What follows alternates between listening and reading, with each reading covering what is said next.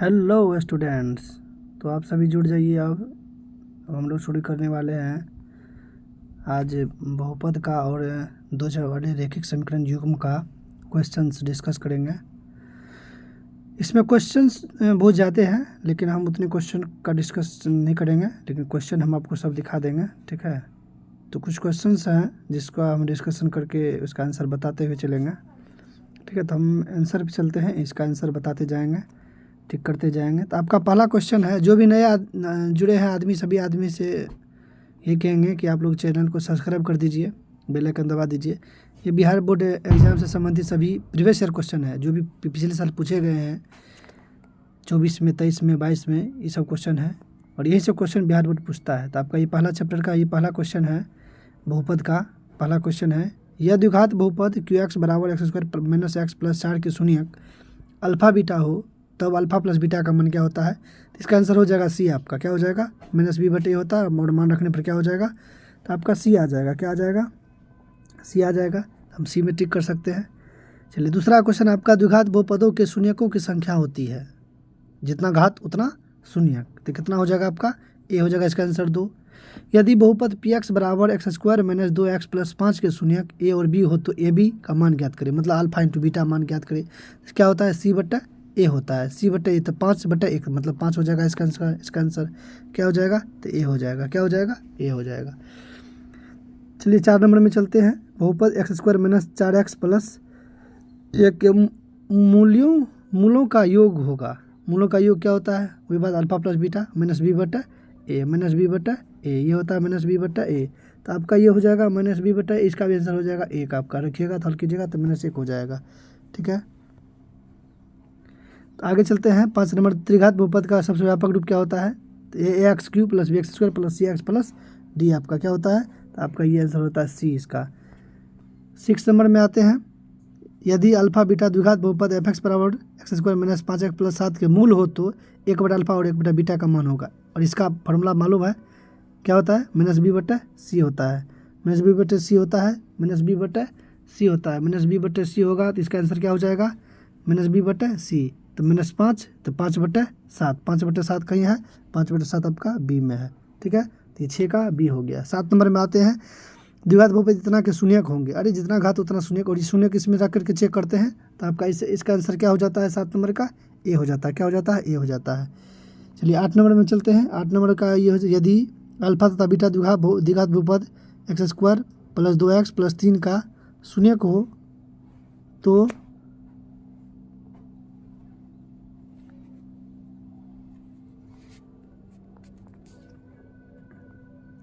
शून्यक हो, तो इस प्रकार से यहाँ पर आपको जो है 7 नंबर क्वेश्चन में एक बार फिर से देखते हैं इसको। द्विघात बहुपद 6x square minus 7x minus 3 के शून्यक होंगे। ये सब तो होगा क्लियर, ये होगा इसका आंसर। 8 नंबर में आते हैं। यदि अल्फा तथा बीटा द्विघात बहुपद एफ एक्स बराबर x square plus 2x plus 3 का मूल हो, तो 1/अल्फा और 1/बीटा का मान क्या होगा? क्या होता है? माइनस बी बट्टा सी होता है। माइनस बी बट्टा सी, तो माइनस बी, तो -2/3, -2/3, -2/3 क्या हो जाएगा आपका? इसका आ जाएगा बी। क्या हो जाएगा? बी। तो बी पर टिक कर लेंगे आप लोग। द्विघात बहुपद एक्स स्क्वायर माइनस 3 के शून्यक होंगे। जब इसका शून्यक बहुत आसान है, निकाल सकते हैं आसानी से। ये क्या हो जाएगा इसका? इसका हो जाएगा आपको यहाँ पर, जैसे -3 इस साइड जाएगा तो √100 हो जाएगा। तो प्लस में √3 किस में है? प्लस में √3 माइनस में √3 आपका 9 का क्या हो जाएगा? तो बी हो जाएगा। क्या हो जाएगा? बी। 10 का निम्नलिखित में कौन बहुपद नहीं है? इसमें बहुपद कौन नहीं है? तो मालूम है, सी दिख रहा है, स्पष्ट दिख रहा है, क्योंकि चर पर रूट है, तो ये सी होगा आंसर।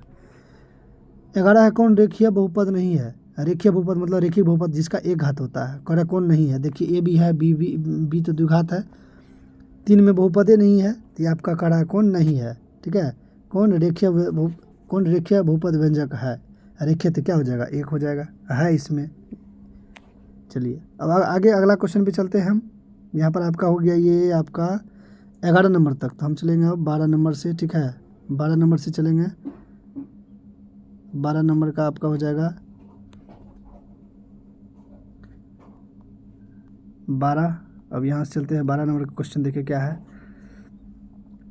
12 नंबर का क्वेश्चन है आपका है, यदि अल्फा अल्फ़ा अल्फ़ा और बीटा बहुपद f(x) बराबर x² प्लस x प्लस 1 के मूल हो तो 1/अल्फ़ा प्लस 1 बीटा का मान क्या होगा। तो इसमें आपका आंसर क्या हो जाएगा, ये 12 का है, 12 का आंसर क्या हो जाएगा, तो बी हो जाएगा। क्या हो जाएगा, बी हो जाएगा, 12 का बी हो जाएगा -1। 13 का यदि द्विघात बहुपद के मूलों के योग तथा गुणनफल क्रमशः 2 तथा -15 है तो द्विघात बहुपद ज्ञात करेंगे। 13 का इसका आंसर क्या हो जाएगा, डी हो जाएगा। क्या हो जाएगा, डी हो जाएगा। 14 का निम्नलिखित में कौन बहुपद नहीं है, कौन बहुपद नहीं है, इसमें बहुपद नहीं है तो मालूम है इसका आंसर क्या हो जाएगा, तो आपका ये हो जाएगा, आपका ये सी नंबर हो जाएगा। क्या हो जाएगा, सी नंबर हो जाएगा। क्या हो जाएगा, सी नंबर हो जाएगा। ठीक है, चलिए इससे आगे आप चलेंगे। 15 में एक घात वाला बहुपद क्या कहलाता है, रेखिक। आपका इसका आंसर सी हो जाएगा। निम्नलिखित में कौन बहुपद नहीं है, इसमें बहुपद पूछ रहा फिर से नहीं है तो नीचे में देखिए सी दिख रहा है, ये बहुपद नहीं है। चलिए द्विघात बहुपद x² - 5x + 6 के शून्यक क्या है, इसका शून्यक इसमें रख करके चेक कर सकते हैं इसका शून्यक कौन है और कौन नहीं है। तो आपका इसमें जांच कर लीजिएगा, सी नंबर इसका आंसर हो जाएगा। यदि बहुपद px बराबर x² - 3x - 4 हो तो px का एक शून्यक होगा। px किसका शून्यक होगा, px जो है करा px एक शून्य, इसका शून्यक इसमें से क्या होगा, 2 होगा। हम अगर मान रख के अगर हम इसको चेक करेंगे तो आपका ये 19 का क्या हो जाएगा, आंसर आपका ए हो जाएगा। क्या हो जाएगा, ए हो जाएगा, -2 हो जाएगा। ठीक है,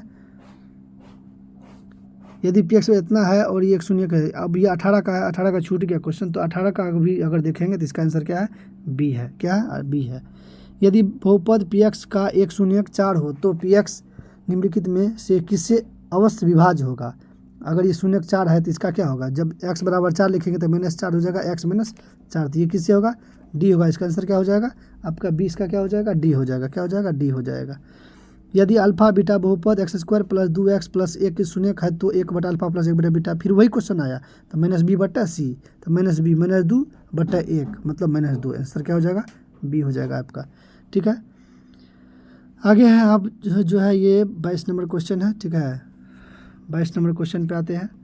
22 नंबर क्वेश्चन आपका इसमें है, 22 नंबर क्वेश्चन, 22 नंबर में क्या कर रहा है, यदि किसी द्विघात बहुपद px बराबर x² - 2x + 5 के शून्यक अल्फा बीटा हो तो अल्फा + बीटा -b/a -2 तो 2/a, तो 2 हो जाएगा। इसका आंसर क्या हो जाएगा, 2 हो जाएगा, बी हो जाएगा। ठीक है, तो इसका यदि किसी द्विघात बहुपद px बराबर 2x² + 3x - 4 के शून्यक अल्फा बीटा हो तो अल्फा × बीटा का मान पूछ रहा है, c/a c/4/2 मतलब -2 हो जाएगा। इसका आंसर सी हो जाएगा।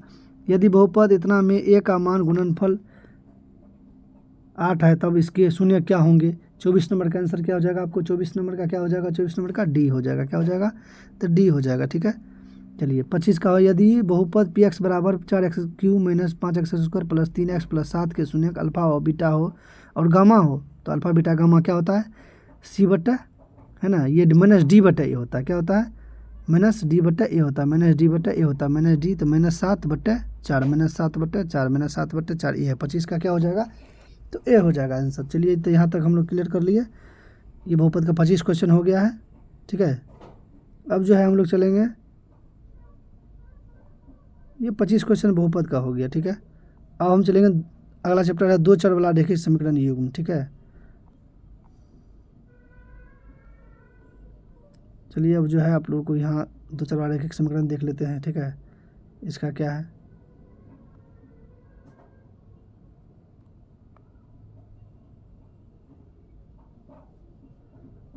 दो चर वाले रैखिक समीकरण युग्म।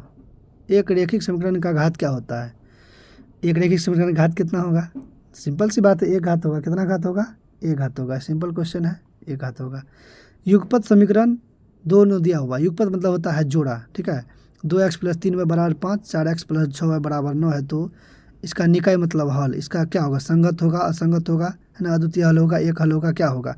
तो जब मालूम करते हैं 2/4, 3/6 और 5/9 ये इसके बराबर नहीं होता है, क्या होगा, ये क्या हो जाएगा, असंगत तो होना ही है, क्योंकि है ना, क्योंकि इसका कोई हल नहीं होगा। और इसमें यहाँ देखिए क्या लिखा हुआ है, ये जो है आपको एक का जो है, ये 2 का जो है आंसर क्या हो जाएगा इसका, तो 2 का हो जाएगा ए। क्या हो जाएगा, 2 का क्या हो जाएगा, असंगत, ए हो जाएगा।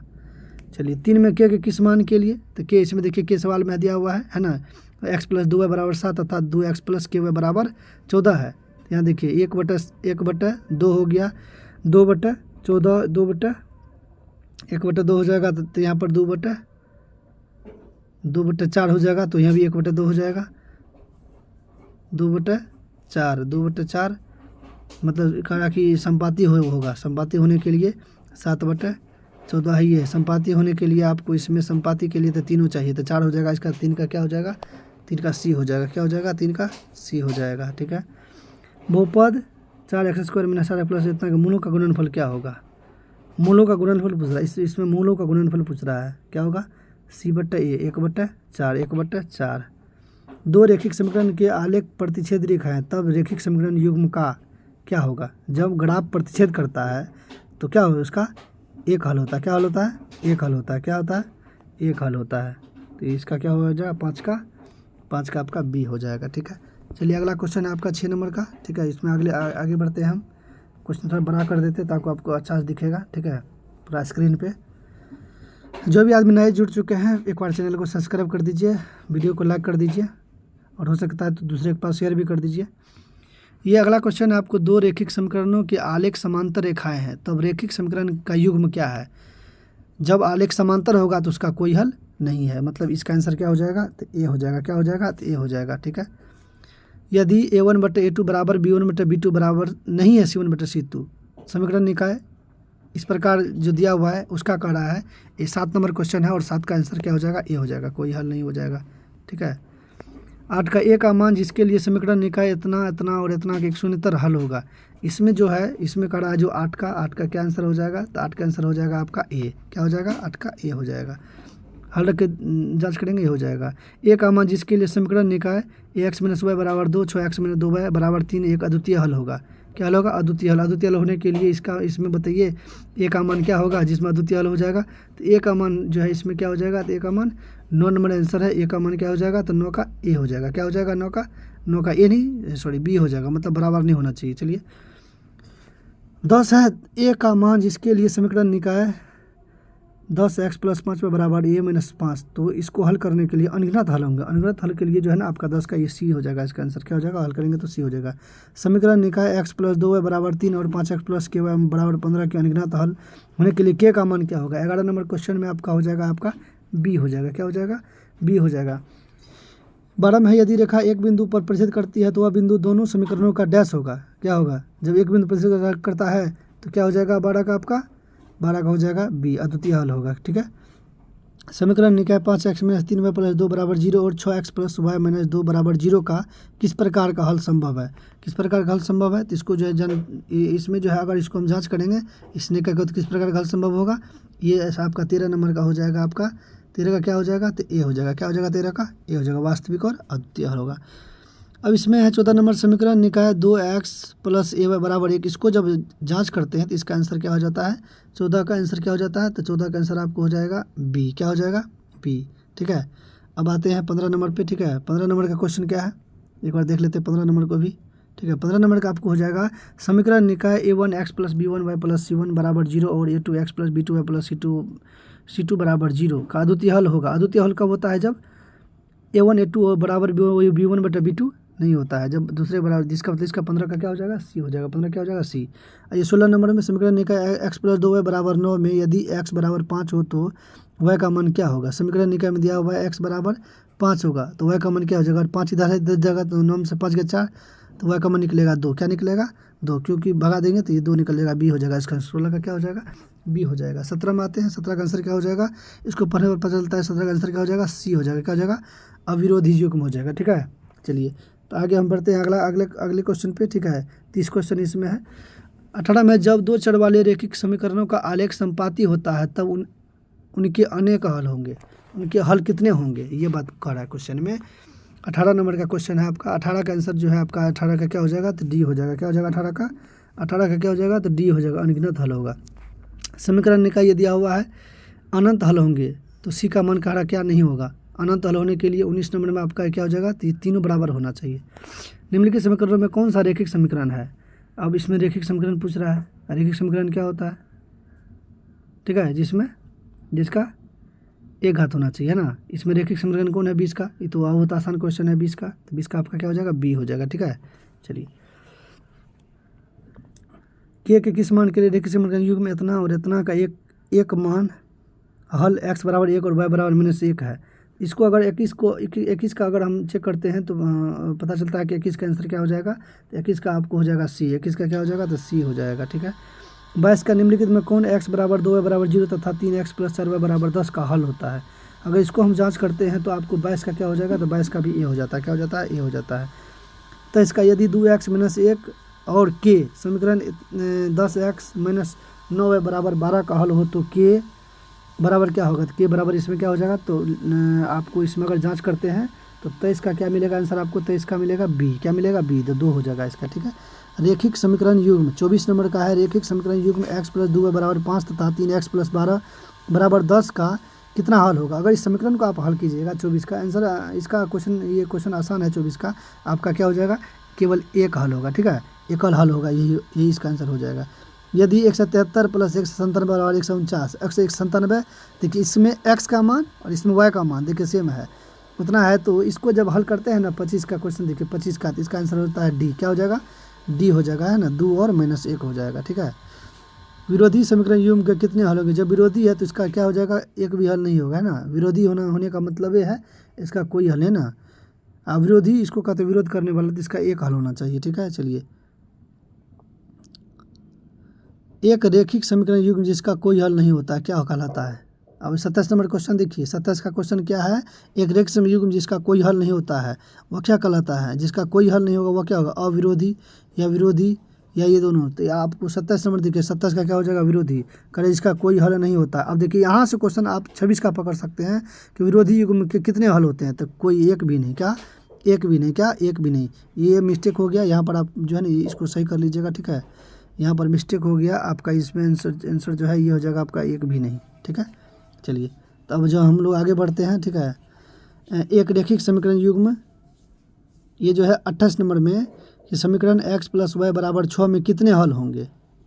अरे भाई 2 गो चर है तो बात स्पष्ट है कि अनेक होगा, कितना होगा अनेक हल होगा, तो इसको अनंत कर सकते हैं, ठीक है। चलिए हम आगे बढ़ते हैं, अगला क्वेश्चन देखते हैं 29 नंबर और 30 नंबर दोनों क्वेश्चन है यहाँ पर। 2x - 3y बराबर 2 के आलेख पर 4 के एक बिंदु हो तो k का मान होगा। देखिए k का मान पूछ रहा है, अगर हम यहाँ पर x का मान रख देंगे, अगर हम x का मान, यहाँ समीकरण क्या है आपका, समीकरण आपका क्या है, समीकरण आपका क्या लिखा हुआ 2 और x का मान अगर हम रख देंगे यहाँ पर 4, क्या रख देंगे 4 माइनस 3 कर देंगे और 3 यहाँ पर क्या रख देंगे आपको, इसका मान रख देंगे k, तो बराबर क्या हो जाएगा 2, क्या हो जाएगा 2, यहाँ पर 4 दूना 8 हो गया, ये -3 के हो गया, है ना, और बराबर क्या हो गया 2।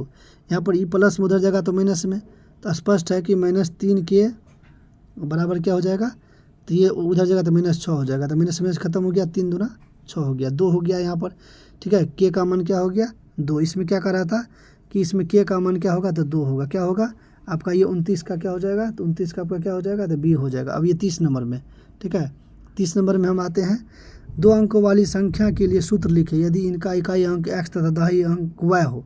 2 अंक वाली संख्या, अगर मान लीजिए हम इकाई को अगर x मानते हैं, क्या मानते हैं इकाई को, क्या मानते हैं, अगर हम इकाई को मानते हैं, इकाई को x मानते हैं, इकाई को x मानते हैं, तो दहाई को क्या मानना पड़ेगा, दहाई को क्या मानना पड़ेगा, मान लेते हैं दहाई को y मानते हैं, तो संख्या क्या होगा, संख्या क्या होगा, ठीक है, ये दहाई हो गया, ठीक है, दहाई y हो गया, तो संख्या क्या हो जाएगा, देखिए इकाई पहले इकाई होता बाद में दहाई होता, दहाई में 10y, तो 10y + x हो जाएगा, क्या हो जाएगा 10y + x हो जाएगा। तो देखिए 30 में आपका आंसर दिख रहा है आपको, इसका बी नंबर हो जाएगा, ठीक है।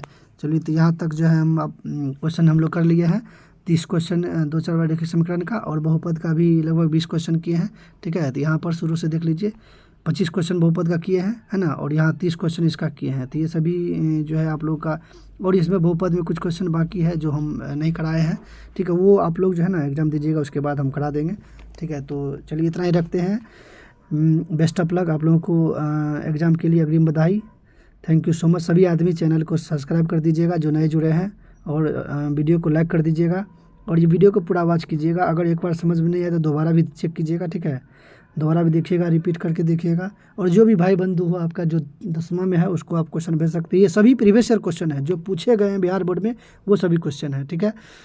चलिए आखिर हम यही कहेंगे कि आप लोग मेहनत कीजिए, जितना भी हो सकता है समय पढ़ाई के प्रति दीजिए, ठीक है। इधर उधर की कोई बात ही नहीं।